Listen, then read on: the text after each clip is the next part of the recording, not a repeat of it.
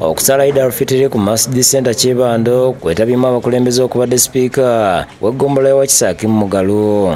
Kutuba ekulembeddwa Sheikh Abdullah Ahmed Ssebuggya akutte abasiraamu okweyisa obulungi olulimi tikuba lwe lusinga okwonoona omuntu. Amazambi gonna ge tukola era ge twetegese okukola oluvannyuma lwa Eid waliyamu billah gonna kumpi gava ku lulimi.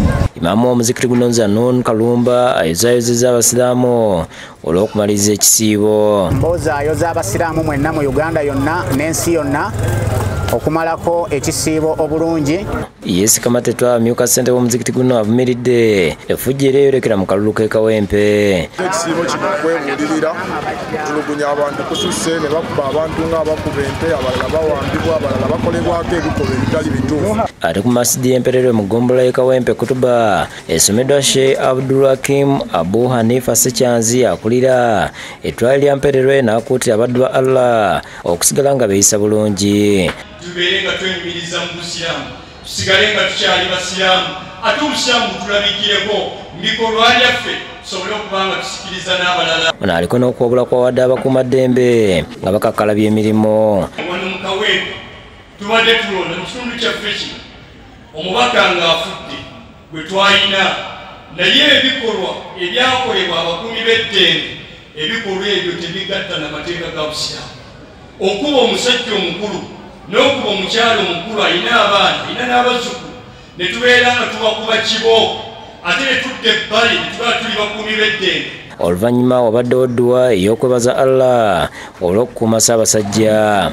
Ssaabasajja Kabaka agenda kuweza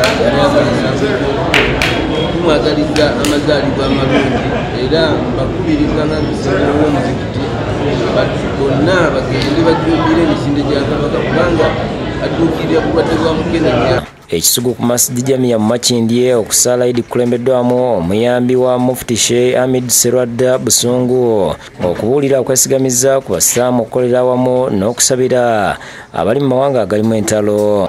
Kwe kubanga twetereeza wakati waffe ne bantu bannaffe, omuntu yeetereeze wakati we ne muntu munne, muntu weetereeze ne muliraanwawo, weetereeze wakaawo, weetereeze n'abakulembeze bo bonna ku mitendera egy'enjawulo.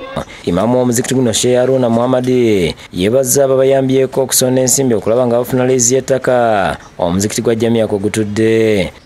Omulamwa gwe tuliko era gwe tuliko okuva luli gwa kusonda ssente ez'ekyapa okuba nga tufuna ekyapa ky'ekifo kino tube nga tusaawo enkulaakulana ey'omulembe gwaffe. Baabaana abataliko mwasiriza abalondebwa ku nguudo n'ebifo ebirala ne bakuzibwa ebitongole ebitalimu basiibuluddwa abawozi ba pulezidenti okuli Florence Nakiwala Kingi ne Jennifer Nakanguubi amanyiddwa nga Full-Figure. Full-Figure yennyamidde olw'abamaama abazaala abaana ne babasuula. Tukubira abalamuzi emiranga omulamuzi wonna bakotera omukazi ng'asudde omwana mubasibe mubateekeko omukono ogw'amaanyi kibeere nga kikoma mu nsi yaffe kuba kati ono omwana liisa we bataliwo abanga mumboze omwana onaakuwa nayeegomba okumanya kitaawe yaani. Babawadde ebyokuzanyisa n'emmere nga babikwasiriza mu maka agalabirira abaana bano Kabuuswa Galisa Supporting and Sustaining Lives. Saalongo Bakole Anthony ne Pauline Nantongo basiimye obuyambi obubaweereddwa. Abaleetedde buli kyonna kye yasuubiza, abaleetedde ebyokuzanyisa, abaleetedde emmere ya Eid, abaleetedde buli kimu kyonna kye yasuubiza luli. Babusuula ku makubo twala ne tugenda ne tumutwala mu ddwaliro. Abasawo ne batubuulira ekyokukola, batubuulira feeding yaabo, netutandika okulabirira ne buvaamu abantu. Ati si bagagga bokka basobola okukola ekintu kino. Omuntu asobola okubeerayo nga ye atunda bintu mu katale lunaku ayingiza ennyaanya n'agamba nti nze buli lunaku nja twalanga ennyaanya za mutwalo. Nze buli lunaku ebijanjaalo nja kubitwalanga fresh beans. Tukagamba nti omuntu yenna alina omutima tukusaba okukwatira muno w'ekitiibwa Nakiwala Kingi. Tulabe nga tuyamba emiti emito bannayuganda bano nabo baveemu. Bano be bakulembeze b'enkya. Ambulance yaffe bannayo baana be balwala